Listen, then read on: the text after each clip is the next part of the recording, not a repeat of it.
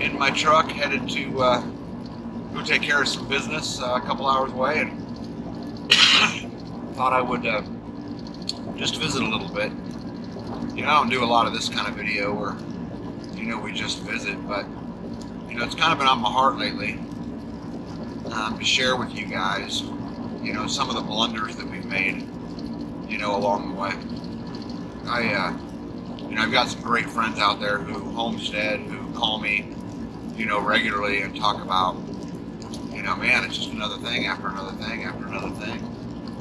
And, you know, I think, you know, for homesteading, and I've said this in to a couple people who have commented on my channel before, that maybe what we should start doing is looking at, you know, the measure of how well we homestead, really in the measurement of, you know, how well we overcome hurdles. And, you know, I'm not free of hurdles. You know, a lot of people comment on the channel, you know, oh my goodness, I can't believe you know, built that big house, or, you know, I can't believe you did all that yourself, and man, it looks organized and it looks like things are going. But truth be told is, you know, that's just camera. You know, that's just what you see. You know, what you don't see is the mistakes that are made, and, you know, what you don't see are the blunders that are made, and the things that, you know, I just absolutely knew better and, you know, didn't do, or whatever it is. And so I thought I'd just talk to you a little bit about those kind of things, and how things, you know, haven't always gone perfect, and kind of the lessons that I learned from them. So I guess the first one I'd like to talk about is my big, beautiful chipper. You know, my wife is this amazing lady who's convinced that, you know, gardening in a food forest and, you know, gardening with natural materials is the right way to go, and I totally agree with her, and I'm happy and supportive of that. But we had a huge need for mulch, and so, you know, I had this little DR chipper, and we went at it with that for a little while, but it became apparent very, very quickly that that little mulcher was just simply not going to do it. So her and I agreed that I would see if I could find us a reasonably priced, larger mulcher that we can make some serious mulch out of, because again, in the end, we were going to need a ton of it. The other thing was that I had just built this pond, and I know you guys have all seen my pond, and I had all these trees that are down, and, you know, we cut them all up and cut them into firewood, and some of the logs went to the mill so that I could have building material, you know, for my wood shop at some point. But the brush, what are we going to do with all the brush? So we could burn it, which we burned some and stacked some, but we need to mulch it. Again, trying to do it with that little DR chipper just isn't going to happen. So anyway, so I started looking, and after a couple months, I had located one in Iowa, and it was about 6 hours from here, and reasonably priced, and I paid $4,500 for it. And it's a 70s model, but it's a big one. You know, it's powered by a 306 cylinder, and so I thought for sure that would have enough power and that would get us through. So I negotiated the deal, and said he agreed that he'd deliver it to me. And so when it showed up, I, you know, started it and ran it. Man, it ran good, and the blades engaged, and it looks like we're going to have a winner, and it looks like Bee's going to be happy with all this beautiful mulch she's got. Well, so the guy left and paid him, and I called my mechanic, and I have a mechanic who works for me just whenever there's things that I either don't want to do or can't do, and he'll come and pick up, you know, my four-wheelers or my trucks or whatever it is, and service them, and, you know, whatever it is I want him to do. And so I called him and said, hey Mike, would you come by and grab this log splitter? And what I want you to do is give it a good one-over. You know, let's make sure that if it needs a belt, we put a belt on it. Let's make sure we change its oil. You know, let's check it all out. So he took it, and a couple days later I get a phone call, and he says, Tag, but I got bad news for you. I said, what's that? He said, you got a cracked head on the engine. I said, oh no. He said, yep. He said it was, I didn't see it until it heated all up, but you got a cracked head. I said, okay. I said, well, what's that going to cost to fix? He thought it'd be about $1,000, so, okay, well, you know, you lick your wounds, and now my $4,500 wood chipper is a $5,500 wood chipper, and that's fine, let's fix the head. So a couple days go by. get a phone call back. He says, hey, I got this head off here, and I was looking at the block, and I think there's a hairline crack in the block as well. Oh my goodness. All right, well, what's that going to cost? Oh, $1,500. Okay, so now my $4,500 wood chipper was a $5,500 wood chipper was a $7,000 wood chipper. So I ended up rebuilding the entire engine. I ended up rebuilding, you know, getting a new head, new block. Not new. I mean, I found a used engine that was worth building and built off of it. But I had to put all these new parts in it, and you know, then a little bit later, he's putting the whole thing back together and calls me and lets me know that there's a gas leak, pinhole gas leak in the gas tank.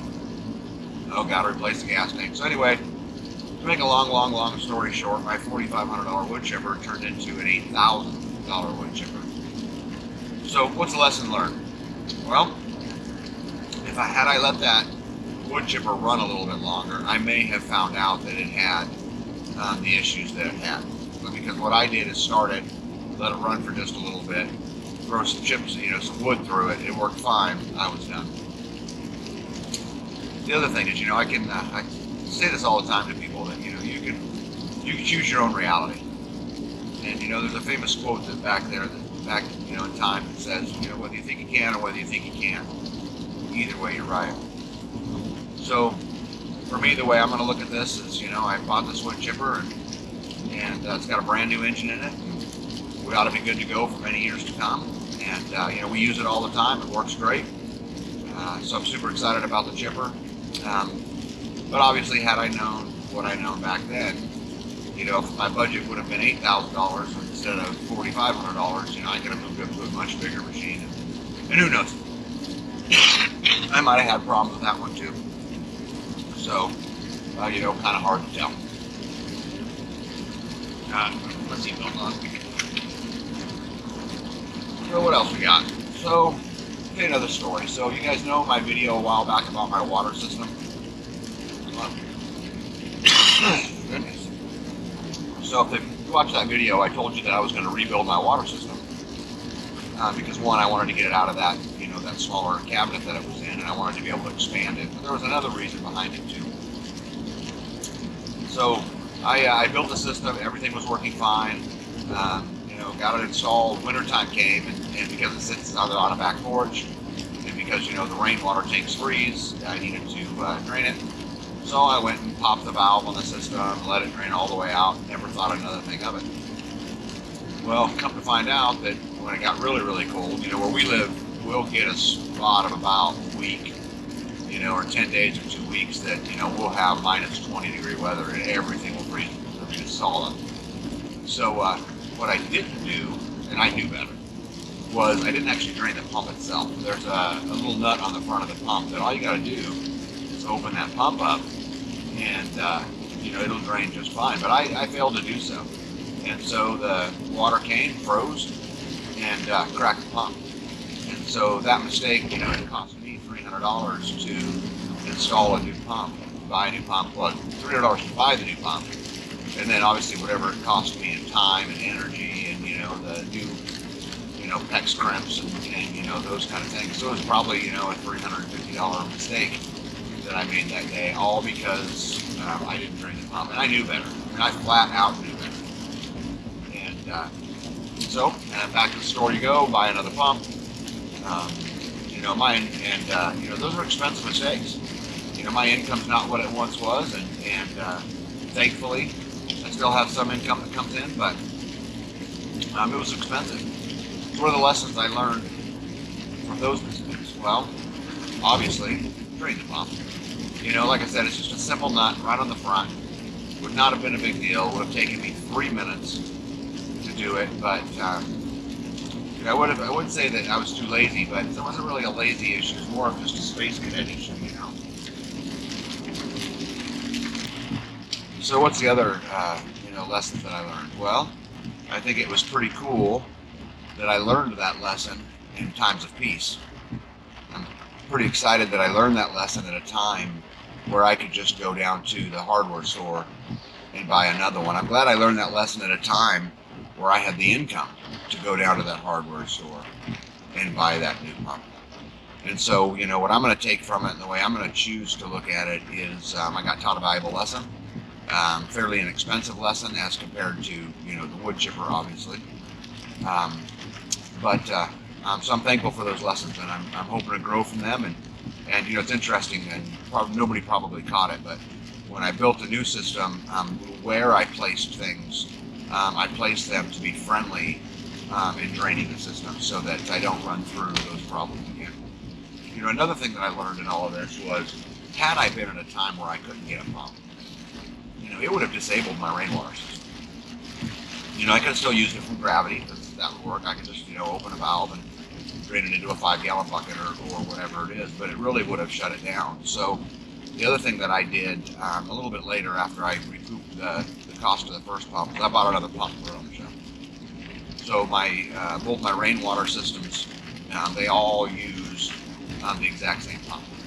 And so I put another one on the shelf, and you know, I'm a big believer in prepping equipment, repair parts, you know, those kind of things for another day. And so that's what I did, and I put it up there on the shelf. So